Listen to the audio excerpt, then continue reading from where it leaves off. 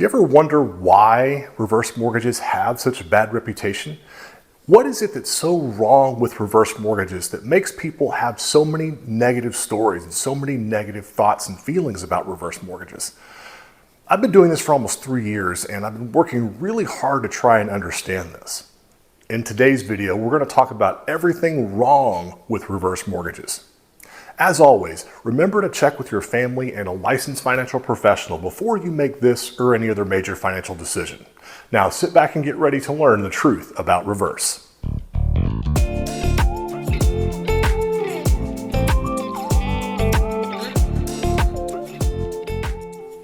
If this is your first time here, be sure to like this video, subscribe to the channel, and tap that bell for notifications so that you can keep learning right along with us. Reverse mortgages are so widely misunderstood, and there are so many negative stories out there. I talk to realtors, I talk to clients, and just about everyone has a friend or has a relative that had some sort of bad experience with a reverse mortgage.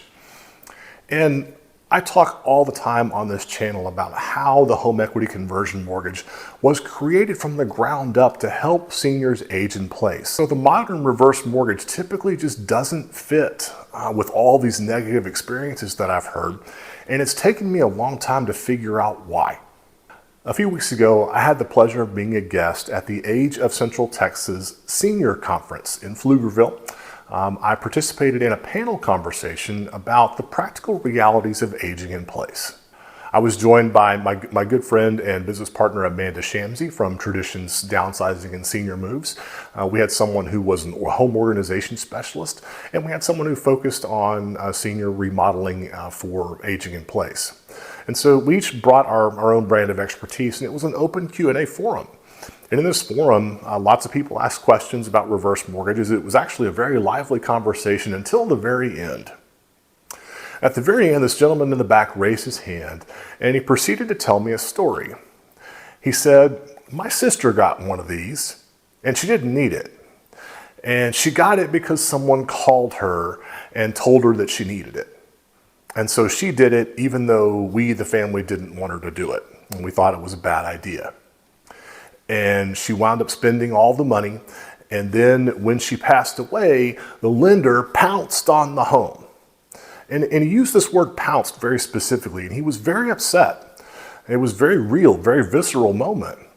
And I didn't answer the question very well, unfortunately, so this video is my attempt at a better response, because the visceral nature of his anger prompted me to look a little deeper and to research a little bit into what drives all these negative experiences. And so, replaying his story, there are a few things that stand out. First of all, what he said right at the beginning: someone called her. I talk all the time about how the home equity conversion mortgage is a financial planning tool. It's a relationship because the need and the usage of it evolves over time. It's not really meant to be a transaction that someone calls you on the phone about and tries to sell to you on one call. Now, it happens a lot in our industry. There are a lot of pure sales organizations that do this, but plenty of my clients get phone calls every day from people trying to sell them a reverse mortgage. And if I had to guess, this is probably what happened. Someone sold her a reverse mortgage without necessarily doing all of the work to understand the utility, understand the need, to understand how to apply the flexibility towards living a better retirement. It was just sold as a transaction. The family wasn't on board. There was a lot of friction. The family didn't want her to do it. So there was animosity between other family members right out of the gate. Now, generally speaking, as part of my education process, I do work with family members and children to help them understand how the reverse mortgage is going to be used and what the purpose is. And while ultimately the family members might not agree, at least they're educated into what happens and how the reverse mortgage works. And this leads me to what I'll call strike three, is what happens at the end. Because you see, when she passed away, the reverse mortgage, the payment term is such that there are no required principal and interest payments monthly. Instead, payment is due in full when you permanently leave the home. So if you sell the home, if you refinance the mortgage, if you move into long-term care, and if you pass away, that's when the loan becomes due and payable. Now, when you pass away, that's a matter of public record, so the servicer knows this, and the servicer sends a letter. It's called a due and payable letter. And it informs the estate that there is a mortgage balance outstanding and that this balance has to be paid in order to satisfy the note. Now, if you are part of the estate, you're the executor of the estate, or you're the heirs, you're getting a lot of these letters from a lot of different people. And if you're not educated, if you were not taught about what happens at the end, if you were not made aware of the maturity process of a reverse mortgage, you wouldn't necessarily know to look for this letter in the first place. And I'm guessing this is probably what happened. Now, if you don't respond to this letter, and it's very common, by law, the servicer has to start the foreclosure process. Now, this is just an administrative process. The loan is very much still in the servicing phase. In other words, you still have up to a year to sell the home and satisfy the mortgage. So all of those mechanics are still in play, but from an official perspective, from a legal perspective, the foreclosure process must start. And so what happens then? Well, the estate, the family gets a letter saying that their house is about to be foreclosed on. And again, they don't know to look for it. They don't know what they're looking at. And it looks like, as he said, the lender just pounced on the home. And this is really unfortunate because this is just a matter of procedure. She passed away, she had a reverse mortgage, the balance was due and payable, and the family, the estate, had up to a year to sell the home to satisfy that mortgage. Now, in my process of educating my consumers, my clients, borrowers, educating the family, educating the estate, understanding that maturity process is key. It's so important to avoid exactly this confusion. And so what this man described was a very real experience. And for him, for his family, and perhaps even for his sister, it was an overall negative experience across the board. But it really comes down to these three things. Number one was the phone call. Somebody sold this to her. And I'm guessing didn't really do the due diligence to understand exactly how it was going to work and how it was going to benefit that client long term. You see, I'm a retirement mortgage specialist.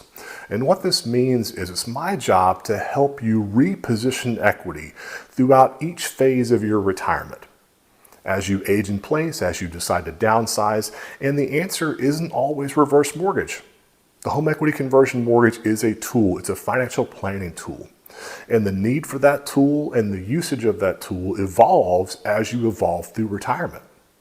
And so the idea that someone can call you on the phone and sell this to you in 30 minutes is flawed. And it leads to a lot of these type of transactions where somebody bought something that maybe they didn't fully understand, and certainly the family wasn't on board. And it created friction right out of the gate. And that leads me to the second weakness was the family was not on board. Now, I'm not suggesting that your family members and your children have to fundamentally agree with you across the board if you decide to do the home equity conversion mortgage. But the estate and your heirs and your family should know exactly what's going on. They should know that you have a home equity conversion mortgage. And the estate should understand what happens when this reverse mortgage matures. It's crucial knowledge, and it's our responsibility as an industry to make sure that our clients understand this. Because had the family been educated, had they been maybe better educated up front, maybe they still wouldn't have agreed, but perhaps it wouldn't have created this friction and maybe wouldn't have created all this negativity.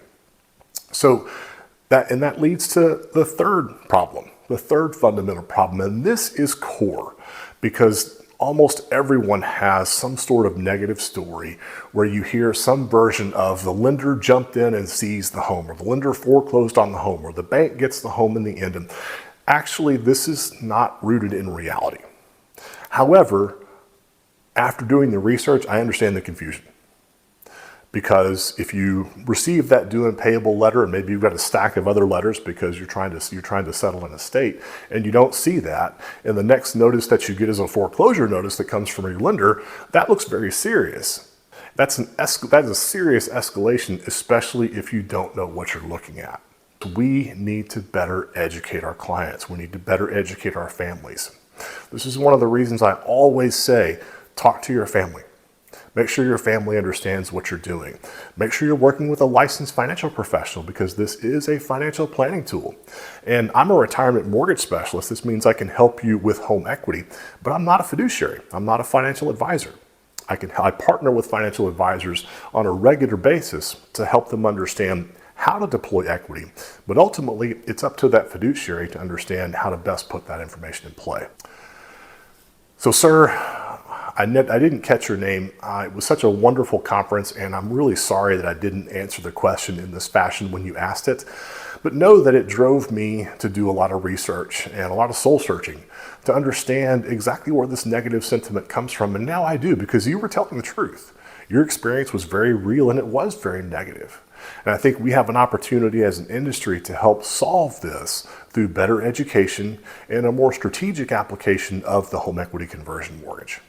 So Age of Central Texas, thank you guys so much for hosting me. I look forward to coming back next year and playing an even bigger role in the senior conference.